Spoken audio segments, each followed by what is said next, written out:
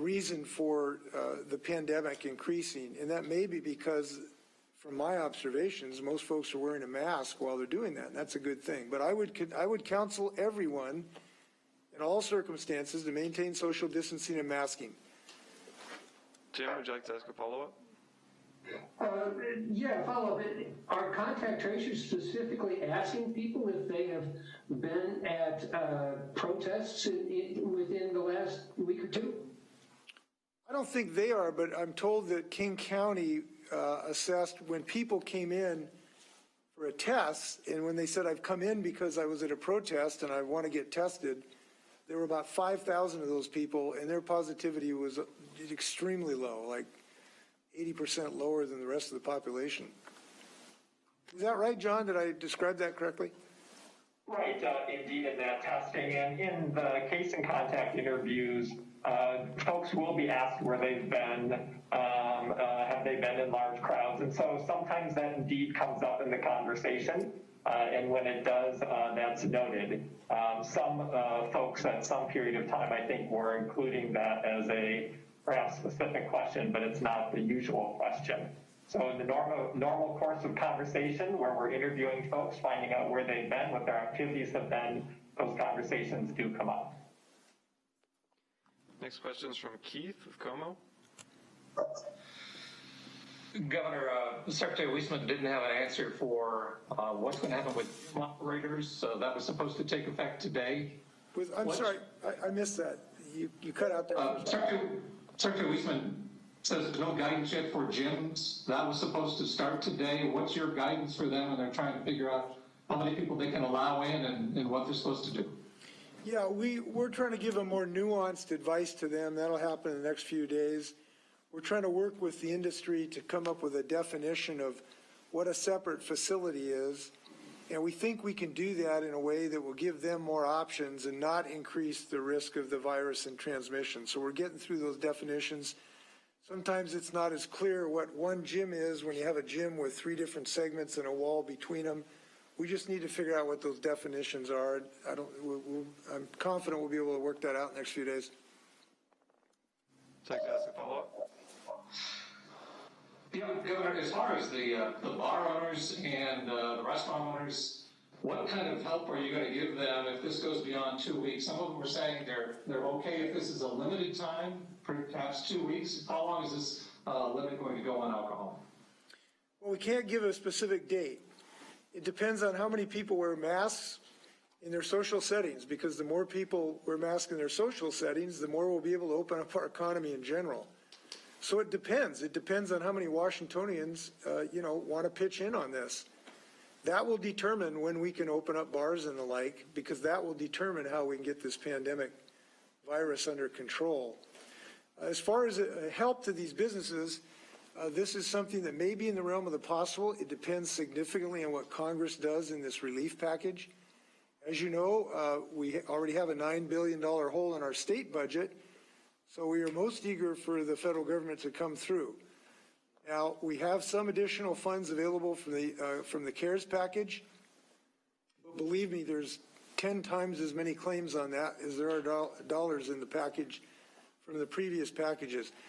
So what I would say is there's some possibility of that. It's largely dependent on what the Congress does as to whether or not they respond to the needs of the states. Next question is from Austin with Northwest News Network. Hi, Governor. You have in recent days condemned the presence of federal officers in the state. I'm interested, though, also in your comments and thoughts about the fires, the broken windows, the even explosives that have been used by some. There have been elected officials who protesters have gone to their homes. I think there was vandalism here in Olympia at the mayor's house. There's a videographer who was assaulted in Portland that the Seattle Times recently wrote about. What's your reaction to, or your statement about these tactics and this activity? Well, I just have to think what John Lewis would think of this, because he was a hero of myself and so many other people who knew him. And he was a fellow that said, you need to stand up against injustice. You can't ignore it.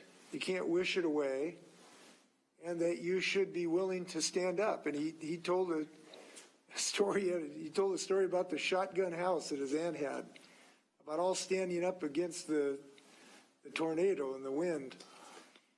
So he was really clear that you need to stand up against injustice. And we know we have systemic racism in our society. We need to stand up against it. And we know that raising the consciousness of people is necessary to change our society.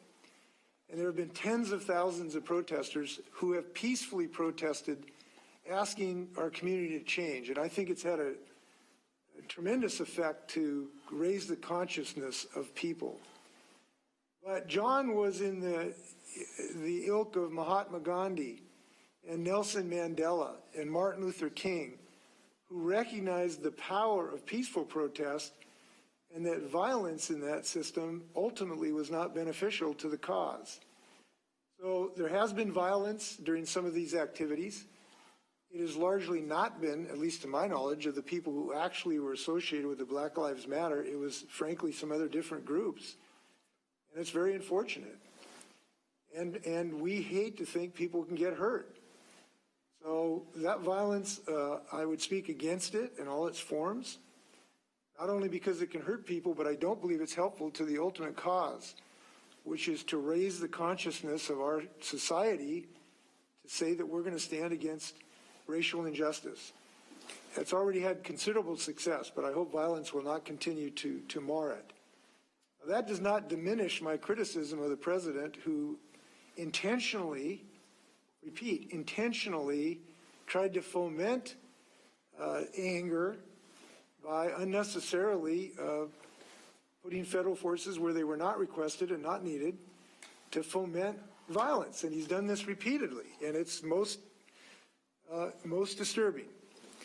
We wish he would concentrate on bringing a little more peace and a little more health instead of distracting from his failure to lead on COVID by trying to promote, in some sense, anger and violence and division. So those are my thoughts. Austin, would you like to ask a follow-up?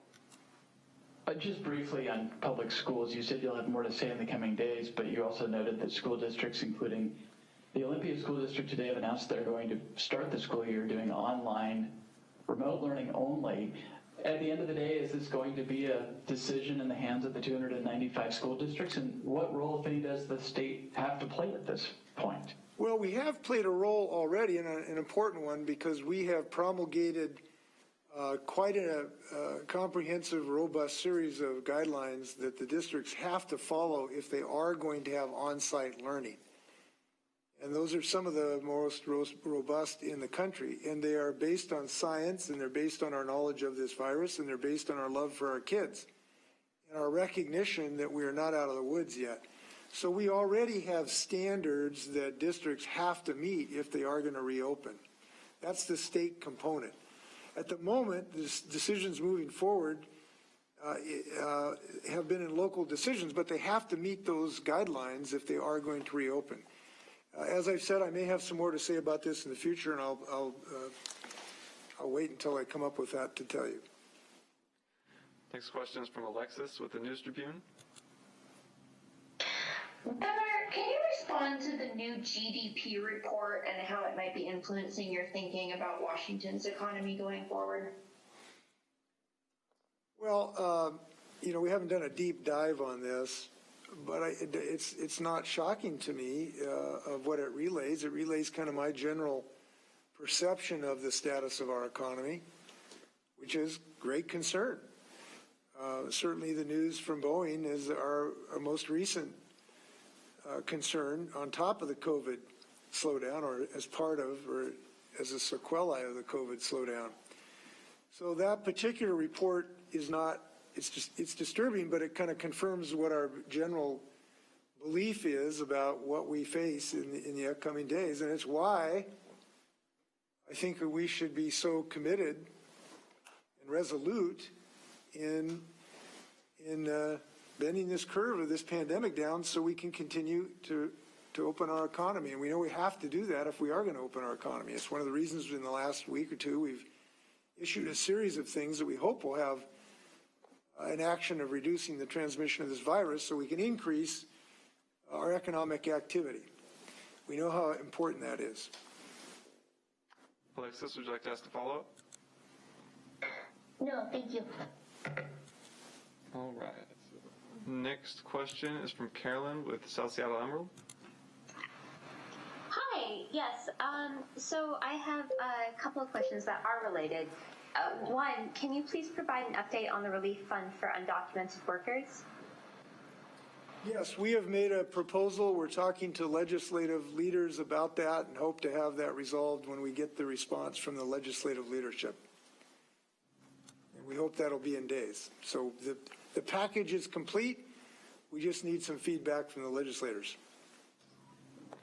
Would you like to ask a follow-up? Oh, sorry. Yes, great. Thank you.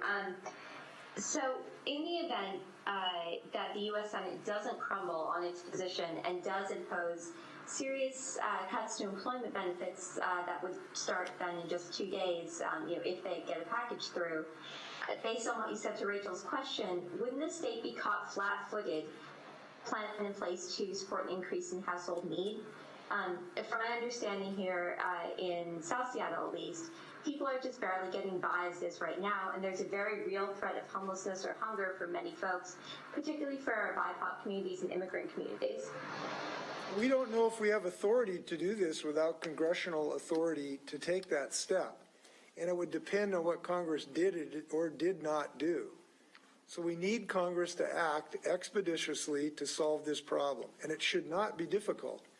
It's simply the continuation of the existing system. So we would need Congress to create that authority or change that authority, and we have to see what they do to be able to do that. We can't predict what they're going to do. If they come up with some bizarre system of some percentage that we have no idea about, we cannot design a system for rules we don't know what they're going to be. So in answer to your question, we have to wait to see what Congress does. Next question is from Jerry from the Everett Herald. Governor, you talked earlier about the public schools, but private schools are in Snohomish and Pierce counties and other places planning to open for in-person instruction. Are you concerned about that, and will the state get involved if you think they made the wrong decision? Those things are not definitive at the moment. We're looking at these on a day-to-day basis, so I can't give you a categorical yes or no. Tomorrow I'll be briefed by the Institute for Disease Modeling to give us the most recent update on the status of the pandemic, and that could inform our decision. Would you like us to follow up?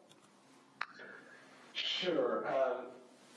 I'm getting some calls about these guest houses and vacation rentals by owners, and they're wondering, the neighbors are seeing them and wondering, are there any rules for occupancy, size of gatherings, and so forth? They see large numbers of people who come to these sort of mini hotels. What are the rules?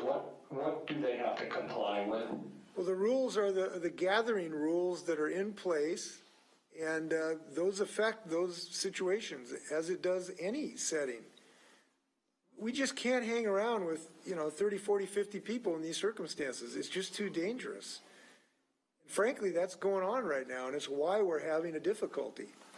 So, and it's not just guest houses. I hate to lay it off on the Airbnb. It's throughout our community, frankly, and that's why we're experiencing what we are experiencing. So in answering your question, I don't want to suggest that's the source of the problem. It's maybe 1/10 of 1/10 of one problem. We're just seeing way too much social interaction. It is understandable. It is attractive. It is fun. It is frivolous. It is consistent with the sunshine, but it is dangerous. And that's the situation that we're in. Now, we're not the only state in this situation. All across the United States, we're seeing this happen. Fortunately, we're in much better shape than many, many other states. Most recently, we were about 30th or 35th in the nation as far as our percentages of infections. But we do not want to get it out of control like Florida experienced. And that's why we're trying to be so diligent on this. We have time for one final question. Okay, last question comes from Hannah Scott, and I will read it out. Casinos remain open without new restrictions in place that took effect for everyone else today on bars and restaurants. Are you having conversations with them about them implementing further restrictions? So I have made clear that it would be most helpful if we reduce physical interactions that are not protected by mask or distance. But as you know, the tribal communities are not subject to our jurisdiction, and the state does not have authority to regulate those activities. Great, and one final follow-up from Hannah for Secretary Weisman. I'm hearing from people concerned that multiple tests on the same person are being double counted in daily test results. Can you address that? So when we get test results in, we run them through an algorithm to deduplicate test results. So our efforts are to actually make sure we're only reporting one test result on folks. And there are people who are getting multiple tests also on different days as they are sometimes trying to determine if the virus is cleared. But again, we take those tests out as well as duplicate negative tests as well. My final words are thank you, wash your hands, mask up. Take care.